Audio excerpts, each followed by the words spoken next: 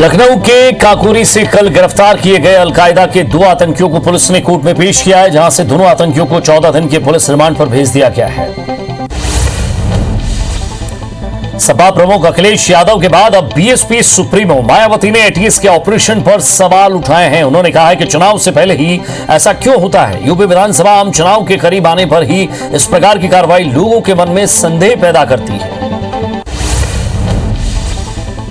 भगवान जगन्नाथ की रथ यात्रा पर राष्ट्रपति रामनाथ कोविंद ने देशवासियों को शुभकामनाएं दी हैं। राष्ट्रपति ने ट्वीट कर लिखा है, रथ यात्रा के शुभ अवसर पर सभी देशवासियों को, विशेष रूप से ओडिशा में सभी श्रद्धालुओं को मेरी हार्दिक बधाई एवं शुभकामनाएं। मैं कामना करता हूं प्रभु जगन्नाथ के आशीर्वाद से सभी देशवासियों का जीवन सुख समृद्धि और स्वास्थ्य से परिपूर्ण बना रहेगा।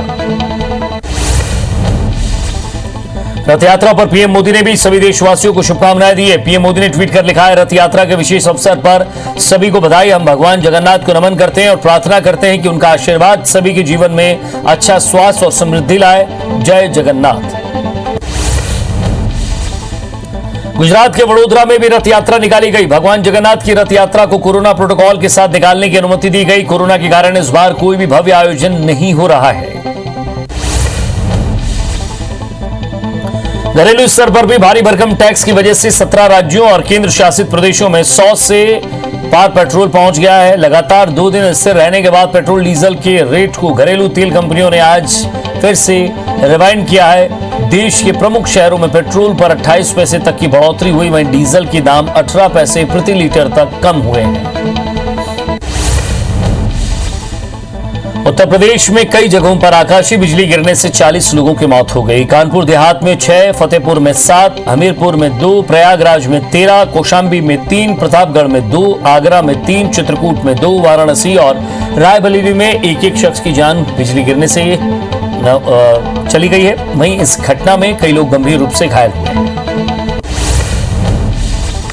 राजस्थान के जयपुर में तेज बारिश के बीच रविवार को आमेर महल में बने वॉच टावर पर बिजली गिर गई। यहां घूम रहे 35 से ज्यादा टूरिस्ट इसकी चपेट में आ गए हैं। हादसे में 16 लोगों की मौत हो गई है। वहीं घायलों में अभी कई की हालत गंभीर बनी हुई है। इनमें कई पहाड़ी से नीचे की झाड़ियों में गिर गए थे। हिमाचल प्रदेश के धर्मशाला में भारी बारिश की वजह से मांझी नदी में उफान आने से करीब 10 दुकानें और 4 से 5 मकान क्षतिग्रस्त हुए हैं। बद्री ग्राम पंचायत के उप प्रधान ने बताया, यहां करीब 10 दुकानें और 4 से 5 मकान नदी में बह गए हैं। मकान में रहने वाले लोगों को सुरक्षित स्थान पर भेज दिया गया है। जान का नुकसान नहीं हुआ है। चित्रकूट में आरएसएस की बैठक में बड़ा फैसला लिया गया है। 5 राज्यों के विधानसभा चुनाव से पहले आरएसएस ने बड़ा बदलाव किया है। कृष्ण गोपाल की जगह अरुण कुमार को बीजेपी और संघ के बीच समन्वय का जिम्मा सौंपा गया है। आज की बैठक में सभी 45 प्रांत प्रचारक और सह प्रचारक वर्चुअली शामिल होने वाले हैं।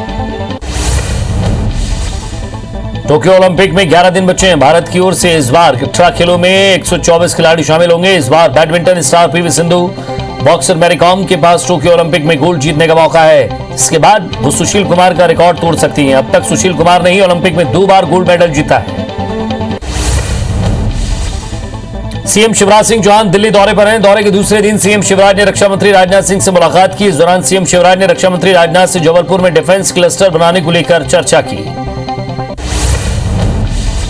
सीएम शिवराज ने केंद्रीय मंत्री ज्योतिरादित्य सिंधिया से मुलाकात की। इस दौरान इंदौर, भोपाल और जबलपुर एयरपोर्ट के विस्तारीकरण और ग्वालियर इंदौर में कार्गो हब और कार्गो कॉम्प्लेक्स बनाने पर चर्चा हुई है। इसके अलावा सीएम शिवराज ने जबलपुर डुमना एयरपोर्ट का नाम रानी दुर्गावती के नाम पर रखने और भोपाल को इंटरनेशनल एयरपोर्ट बनाने का प्रस्ताव रखा। मुख्यमंत्री भूपेश बघेल को यूपी चुनाव में बड़ी जिम्मेदारी मिल सकती है। इसको लेकर छत्तीसगढ़ के कृषि मंत्री रविंद्र चौबे ने कहा कि अगर उनको जिम्मेदारी मिलती है तो छत्तीसगढ़ का सौभाग्य होगा। सीएम भूपेश बघेल अपनी टीम के साथ बेहतर काम करेंगे। उन्होंने कहा कि छत्तीसगढ़ सरकार का मॉडल आज पूरे देश में चर्चित है। मुख्यमंत्री भूपेश बघेल की सीएम हाउस में योजना आयोग के साथ बैठक हुई है। बैठक के दौरान टास्क फोर्स के सुझावों समेत कई मुद्दों पर चर्चा हुई है। बैठक में सीएम के सलाहकार और कई अधिकारी मौजूद रहे। आपको बता दें कि सीएम हाउस में जगन्नाथ पूजा के बाद सीएम भूपेश की अध्यक्षता में बैठक हुई। नवा रायपुर में निर्माण कार्य शुरू करने को लेकर सीएम भूपेश बघेल ने बयान दिया है। सीएम ने कहा है कि काम शुरू करने से पहले समीक्षा की जाएगी। फिलहाल आर्थिक और कोरोना स्थिति की समीक्षा की जा रही है। सभी से चर्चा करने के बाद फैसला लिया जाएगा। कोरोना के चलते नवा रायपुर में निर्माण कार्यों पर रोक लगी है। मुख्यमंत्री भूपेश बघेल ने सीएम हाउस में भगवान जगन्नाथ की पूजा अर्चना की है। इस दौरान सीएम भूपेश बघेल के साथ कई मंत्री भी शामिल हुए। आपको बता दें कि आज पुरी में प्रसिद्ध जगन्नाथ रथ यात्रा निकाली जा रही है। पूर्व सीएम कमलनाथ ने सीएम शिवराज सिंह चौहान को चिट्ठी लिखी है। उन्होंने विधानसभा के आगामी सत्र में तीनों कृषि कानूनों को निरस्त करने संबंधी पत्र लिखा है। साथ ही निरस्त करने को लेकर शासकीय संकल्प लाने की मांग की है। कमलनाथ ने सदन में सर्वसम्मति से प्रस्ताव पारित करने की मांग की है। बीजेपी के जिला अध्यक्ष रूप सिंह ने जगदलपुर विधायक पर राजनीति करने का आरोप लगाया है। उन्होंने कहा है कि बीजेपी समर्थित सरपंच और पंचायतों में कार्यकर्ताओं को प्रताड़ित किया जा रहा है और पार्टी कार्यकर्ता के परिवार से जुड़े सरकारी कर्मचारियों का तबादला हो रहा है। इसे लेकर विरोध प्रदर्शन करने की बात भी कही। जल संसाधन मंत्री तुलसी सिलावट रायसेन के हलाली डैम पहुंचे, जहां उन्होंने मोटर बोट में बैठकर डैम का निरीक्षण किया और 19 करोड़ रुपए डैम के गहरीकरण के लिए मंजूर किए हैं। साथ ही अधिकारियों को डैम को 20 फीट और गहरा करने को कहा है। वहीं उन्होंने सड़क और डैम पर बने पुल की बाउंड्री वॉल बनाने के लिए अधिकारियों को निर्देश दिए हैं। बलरामपुर जिले के राजपुर जनपद में संसदीय सचिव चिंतामणि महाराज पैदल नदी पार कर माकड़ गांव पहुंचे। उन्होंने सड़क खराब होने के चलते 8 किलोमीटर की दूरी ट्रैक्टर से तय की। संसदीय सचिव के साथ अधिकारियों को देखकर ग्रामीणों को उम्मीद जगी है कि अब नदी पर जल्द पुल बन जाएगा। लोग अब तक पैदल नहीं पार करते हैं। पेयजल की समस्या से भी इन्हें रूबरू होना पड़ा। मुरैना से जौरा से विधायक सुबेदार सिंह राजूदा ने लोगों को बिजली चोरी करने की छूट दे दी है। सोशल मीडिया पर इसका वीडियो भी वायरल हो रहा है। उन्होंने कहा कि खूब करो बिजली चोरी, बिजली वालों को मैं देख लूंगा। रायसेन में स्वागत को लेकर बीजेपी कार्यकर्ता आपस में भिड़ गए। इस दौरान स्वास्थ्य मंत्री प्रभुराम चौधरी और पूर्व मंत्री राजपाल सिंह भी मौजूद थे। सभी जिला योजना समिति की बैठक में शामिल होने के लिए पहुंचे, तभी बीजेपी कार्यकर्ता प्रभारी मंत्री अरविंद भदौरिया के सामने झगड़ पड़े। एमपी में प्राइवेट स्कूलों की हड़ताल पर संचालकों में दो फाड़ हो गई है। भोपाल इंदौर में सभी स्कूलों की ऑनलाइन पढ़ाई बंद होने का दावा किया गया है। वहीं रतलाम खंडवा के स्कूल हड़ताल में शामिल नहीं हुए हैं। आपको बता दें कि ट्यूशन फीस और स्कूल खोलने के मुद्दे पर प्रदर्शन के प्राइवेट स्कूलों ने हड़ताल की है। उत्तर प्रदेश में आतंकियों की गिरफ्तारी के बाद मध्य प्रदेश में अलर्ट जारी कर दिया गया है। आतंकियों की गिरफ्तारी के बाद पीएचक्यू ने पूरे मध्य प्रदेश के लिए रेड अलर्ट जारी किया है। कल यूपी से 2 आतंकियों की गिरफ्तारी हुई थी, जिसके बाद अलकायदा सीमी आतंकियों की स्लीपर सेल पर नजर रखी जा रही है।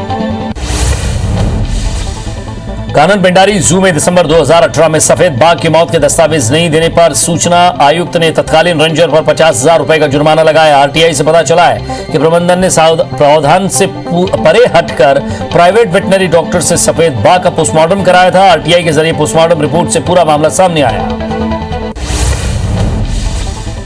जशपुर जिले के टांगर गांव में स्टील उद्योग की स्थापना को लेकर आसपास के दर्जन भर गांव के लोगों ने विरोध का स्वर तेज कर दिया है। ग्रामीणों का कहना है कि उन्हें उद्योग से प्रदूषण नहीं चाहिए, बल्कि पेड़ों की हरियाली से स्वस्थ रहना है। इलाके में उद्योग की स्थापना से ग्रामीणों को आर्थिक लाभ की बातें समझाने वालों को ग्रामीण महिलाओं ने लाठी डंडे लेकर दूर तक दौड़ा दिया। महासमुंद में पिरदा गांव में करंट की चपेट में आने से 2 महिलाओं की मौत हो गई है। दोनों महिलाएं खेत पर रोपा लगाने के लिए पहुंची थी। इसी दौरान खेत के चारों ओर लगे कटीले तारों में बिजली का तार गिरने से करंट फैल गया।